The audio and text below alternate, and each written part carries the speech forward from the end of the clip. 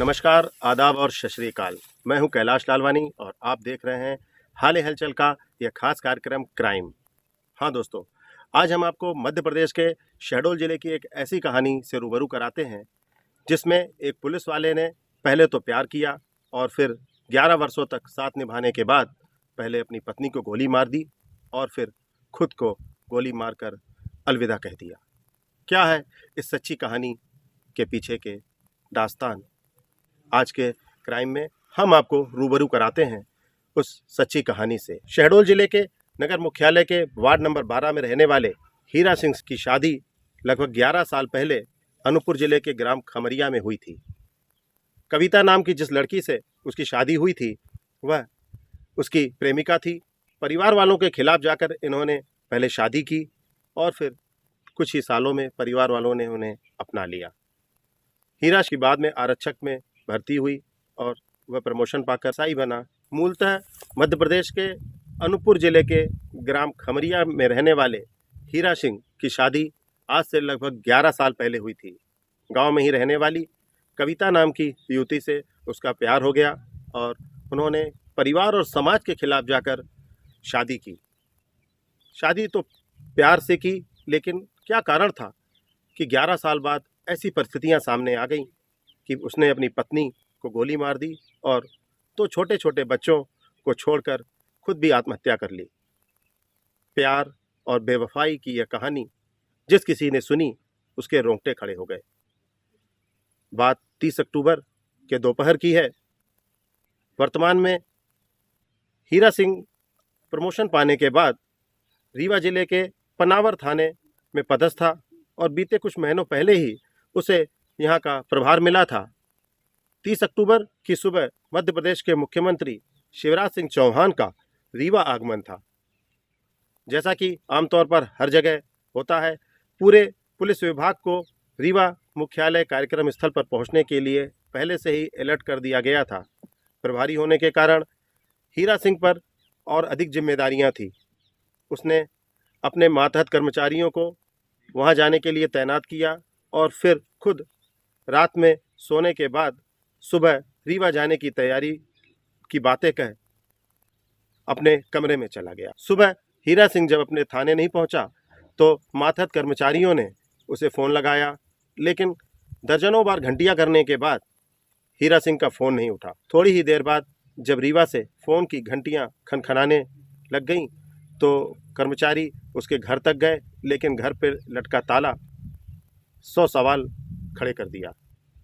हीरा सिंह सुबह निकला तो था थाने के लिए, लेकिन शहडोल के लिए वह लगभग 150 किलोमीटर का सफ़र तय करने के लिए 2 पहिया वाहन पर चल निकला था। संभवतः इसी कारण फ़ोन जेब में रखे होने के कारण उसने किसी का फ़ोन नहीं उठाया। मानसिक प्रताड़ना और मानसिक उलझनों के बीच करीब 4 घंटे का सफ़र तय कर दोपहर को हीरा सिंह शहडोल के पटेल कॉलोनी स्थित वार्ड नंबर 12 में अपने घर पहुंचा। 2 घंटे तक सब कुछ शांत था। शाम को करीब 3 से 4 बजे के बीच जब थाने के साथ ही पुलिस अधीक्षक कार्यालय की घंटियां खनखनाने लगी तो सभी अधिकारियों के कान खड़े हो गए। मामला गंभीर था। हीरा सिंह ने अपनी पत्नी कविता को गोली मारकर हत्या कर दी थी और खुद भी अपनी कनपटी पर रिवाल्वर लगाकर आत्महत्या कर ली थी। पुलिस अधिकारी का आत्महत्या करने का यह बड़ा मामला जैसे ही पुलिस अधिकारियों तक पहुंचा तो सब सकते में आ गए। 30 अक्टूबर की वह शाम हीरा सिंह के परिवार के लिए गंभीर तो थी ही। शहडोल से लेकर रीवा, अनूपपुर और भोपाल मुख्यालय तक में बैठे पुलिस अधिकारियों के कान भी खड़े हो गए थे। क्या था यह पूरा माजरा? किस कारण हीरा सिंह ने खुद आत्महत्या कर ली और पत्नी को भी गोली मारकर उसकी हत्या कर दी? आपको ले चलते हैं करीब 11 साल पहले जब उसकी शादी हुई थी। हीरा सिंह शहडोल के बगल के ही जिले अनूपपुर की जनपद पंचायत जैतहरी अंतर्गत ग्राम खमरिया का मूल निवासी था। उसकी पत्नी भी गांव में ही रहती थी। दोनों में ही स्कूल के समय से ही दोस्ती हुई और कुछ सालों में यह दोस्ती प्यार में बदल गई। दोनों के परिवार वालों को उनका प्यार मंजूर नहीं था, लेकिन इसके बाद भी उन्होंने परिवार और समाज के खिलाफ जाकर शादी की। हीरा सिंह ने शादी के बाद पढ़ाई नहीं छोड़ी और उसकी मेहनत और कविता की साथ का ही नतीजा था कि आने वाले कुछ सालों में उसे पुलिस विभाग में नौकरी मिल गई। नौकरी मिलने के बाद कुछ वर्षों तक हीरा सिंह शहडोल में पदस्थ थे और बीते वर्षों ही उसका प्रमोशन एसआई के पद पर हुआ। तब से लेकर अभी तक वह रीवा जिले के विभिन्न थानों में कार्यरत था। हीरा सिंह और उसकी पत्नी ने प्यार में पड़कर शादी तो कर ली, लेकिन समाज के खिलाफ जाकर की गई ये शादी उनके गांव वालों को मंजूर नहीं थी। लेकिन दोनों प्रेमियों ने एक साथ जीने मरने का वादा कर लिया था और इसे उन्होंने चुनौती स्वीकार किया और हीरा सिंह इसके बाद पढ़ाई में लग गए। कुछ ही वर्षों में हीरा सिंह की पुलिस प्रशासनिक सेवा में नौकरी लग गई और वह पुलिस की वर्दी पहनकर जॉब करने लगा। कुछ वर्षों तक शहडोल में नौकरी की और लगातार इसके साथ वह तैयारियां भी करता रहा। विभागीय परीक्षा देने के बाद बीते कुछ वर्षों पहले उसे एसआई का पद मिला। तब से लेकर बीते 30 अक्टूबर तक वह रीवा जिले के विभिन्न थानों में सेवाएं देता रहा। लगभग 4 साल पहले जब हीरा सिंह का प्रमोशन हुआ और वह रीवा चला गया तो वह अपने साथ बच्चों और पत्नी को रीवा लेकर नहीं गया। शहडोल के वार्ड नंबर 12 में पटेल नगर में एक किराए के मकान पर वह रहने लगे और वह रीवा से आता जाता रहा। उसका परिवार यहीं रहता रहा और उसके बच्चे यहीं पर स्कूल में पढ़ने लगे। इस बीच कविता का अक्सर अपने गांव खमरिया आना जाना लगा रहा। शादी से पहले उसकी दोस्ती गांव के ही एक संजय सिंह नाम के युवक से थी। हीरा सिंह के रीवा जाने के बाद कविता जब यहाँ अकेली पड़ गई तो वह आए दिन अपने गांव खमरिया जाने लगी। खमरिया में वह जाकर कई दिन तक रुकती थी। इसी दौरान वहीं गांव में रहने वाले एक संजय सिंह नामक युवक के वह करीब आ गई। दोनों में पहले पहचान हुई और उसकी पहचान के बाद संजय सिंह आए दिन खमरिया से शहडोल आने लगा। कभी किसी होटल में तो कभी किसी रेस्तरां में तो कभी घर पर ही आकर संजय सिंह रुकता, खाना खाता। दोनों कई घंटे अपने साथ बिताते। धीरे धीरे इन दोनों की दोस्ती प्यार में बदल गई। ये सब बातें न तो हीरा सिंह को मालूम थी और न ही कविता ने कभी इसका जिक्र ही अपने पति से किया। यह बात जरूर थी कि जब कभी हीरा सिंह की मौजूदगी में संजय वहां पर पहुंचा या फिर हीरा को उन दोनों की बातें पता चली तो उसने अपना गांव का भाई बताकर मामले पर पर्दा डाल दिया। लेकिन इश्क और मुश्क छुपाए नहीं छुपता, यह बात इस मामले में भी सटीक बैठी। धीरे धीरे दोनों की बातें और प्यार परवान चढ़ता गया। इधर हीरा सिंह अपने काम में व्यस्त था, बच्चे पढ़ाई में व्यस्त थे और हीरा सिंह की पत्नी कविता के अकेलेपन का फायदा संजय उठाता रह गया। दोनों एक दूसरे के कब इतने करीब आ गए और एक दूसरे के हो गए, यह तो न कविता को पता चला और न ही संजय सिंह को। संजय सिंह बदमाश किस्म का युवक था। वह कविता का दैहिक शोषण तो कर ही रहा था, वह उसकी संपत्ति को देखकर भी अक्सर लालच भरी नजरों से उसे पाने की चाहत अपने मन में रखने लगा। कभी किसी के बहाने तो कभी किसी सामान खरीदने के बहाने वह कविता से पैसे ऐंठने लगा। यह बात धीरे धीरे गांव में और आसपास मोहल्ले में सबको पता चल गई। नहीं खबर थी तो सिर्फ हीरा सिंह को। कविता इस दौरान अपने गांव लगातार जाती रही। संजय सिंह के अन्य मित्रों को भी यह खबर लगने लगी कि कविता और संजय सिंह के बीच में कुछ न कुछ खिचड़ी तो पक ही रही है। गांव में ही संजय सिंह का एक और मित्र सोनू यादव, जो कविता और संजय सिंह के बारे में पूरी कहानी जानता था, अब इन दोनों के बीच का सेतु बन गया। दोनों के बीच होने वाले चर्चाओं और आने जाने वाले सामानों को आदान प्रदान करने लगा। कविता को जब धीरे धीरे यह बात समझ में आने लगी कि संजय सिंह किसी न किसी तरह उससे पैसे ठगना चाहता है, तो वह संजय सिंह को छोड़ सोनू के करीब आने लगी। सोनू को जब इस बात का एहसास हो गया कि अब संजय सिंह किनारे हो गया है और कविता पूरी तरह उसके वश में है, यह बात संजय सिंह तक भी पहुंचने में देर नहीं लगी। बीते कुछ माह पहले ही जब कविता अपने गांव गई हुई थी और वह सोनू के साथ गांव में कभी घूमने तो कभी किसी बहाने से जाने लगी, तो इसकी खबर संजय सिंह तक लग गई। संजय सिंह को इस बात का पक्का यकीन था कि कविता आई है तो सोनू और ये दोनों कहीं न कहीं रंगरैलियां जरूर मनाएंगे। संजय सिंह ने सब काम छोड़कर पूरी ताकत इनके पीछे लगा दी और जल्द ही सोनू और कविता की रंगरैलियां उसके मोबाइल कैमरे में कैद हो गई। बस यहीं से कहानी में नया मोड़ आया। इधर हीरा सिंह अपनी नौकरी में व्यस्त था, बच्चे पढ़ाई में व्यस्त थे और कविता, संजय और सोनू के बीच में एक अलग ही कहानी परवान चढ़ रही थी। संजय किसी भी तरह कविता को अपने हाथों से नहीं जाने देना चाहता था। सोने के अंडे देने वाली और बिस्तर गर्म करने वाली कविता अब उसके मन में पूरी तरह बस चुकी थी। बस इसीलिए उसने पूरी योजनाबद्ध तरीके से सोनू और कविता को कैमरे में कैद किया और यह क्लिप कविता के सेल फोन पर भेज दी। संजय पहले तो कविता को प्रेम से पा जाता था, लेकिन सोनू के कविता की जिंदगी में आ जाने के बाद अब वह किसी भी तरह उसे पाना चाहता था। साथ ही उसने कविता से पैसों की मांग भी करना शुरू कर दी। कविता लगातार कुछ न कुछ व्यवस्था कर संजय तक रुपए पहुंचाती रही और उसकी हवस का शिकार बनती रही। लेकिन जब उसे लगा कि यह मामला सर से ऊपर जा रहा है तो उसने यह बात अपने पति हीरा सिंह को बता दी। हीरा सिंह को अपनी पत्नी कविता और संजय के बीच के संबंधों की खबर तो मिली थी, लेकिन वह कभी भी इस खबर पर पूरा नहीं था। उसे शक तो जरूर था, लेकिन उसे उससे ज्यादा कहीं अपने प्यार पर भरोसा भी था।